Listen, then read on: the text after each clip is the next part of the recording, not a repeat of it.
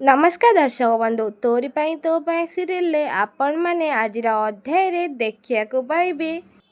Lisa କହୁଛନ୍ତି ଆମ ପ୍ଲାନରେ ଆମର ଫାର୍ଷ୍ଟ ପେଜରେ ଆମେ ୱିନ୍ କରିସାରିଛନ୍ତି, ଆଉ ସେ ଚିକି ହାରିସାରିଛି। ଆଉ ଆମ ସେକେଣ୍ଡ ପ୍ଲାଟକୁ ସକ୍ସେସ୍ କରିବା ପାଇଁ ତମେ ମୋର ସାଥ ଦେବ ନା ନାତାଶା।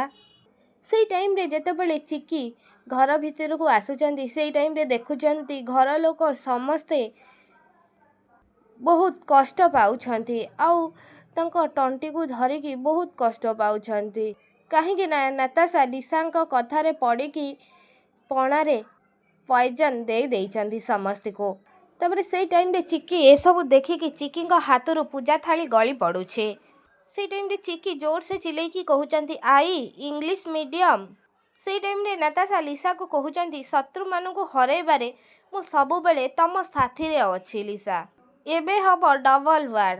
ଆଉ ଲିସା ଆଉ ନାତାଶା ମିଶିକି କହୁଛନ୍ତି ଡବଲ ରିଭେଞ୍ଜ।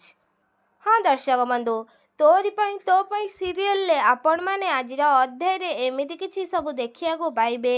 ଆପଣମାନଙ୍କୁ କ'ଣ ଲାଗୁଛି? କ'ଣ ଲିସା ଆଉ ନାତାଶା ମିଶିକି ଘର ଲୋକ ସମସ୍ତଙ୍କୁ ପଏଜନ୍ ଦେଇକି ମାରିପାରିବେ? ତାଙ୍କ ପ୍ଲାନ୍ କ'ଣ ସକ୍ସେସ୍ ହେବ? କ'ଣ ସେ ଦୁଇ ଜଣ ମିଶିକି ଚିକିଙ୍କ ପରିବାରକୁ ବର୍ବାଦ କରିଦେବେ, ନଷ୍ଟ କରିଦେବେ ଆଉ ସମସ୍ତଙ୍କୁ ମାରିଦେବେ?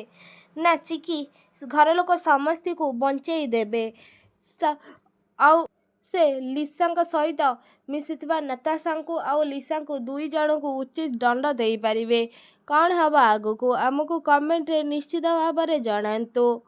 ଆଉ ତା ପୂର୍ବରୁ ଆପଣମାନଙ୍କୁ ଯଦି ଆମ ଭିଡ଼ିଓଟି ଭଲ ଲାଗିଥିବ ତାହେଲେ ଲାଇକ୍, ସେୟାର, କମେଣ୍ଟ କରିବାକୁ ଜମାରୁ ବି ଭୁଲିବେନି। ଆଉ ପାଖରେ ଆସୁଥିବା ବେଲ୍ ଆଇକନ୍କୁ ମଧ୍ୟ ଦବାଇ ଦିଅନ୍ତୁ।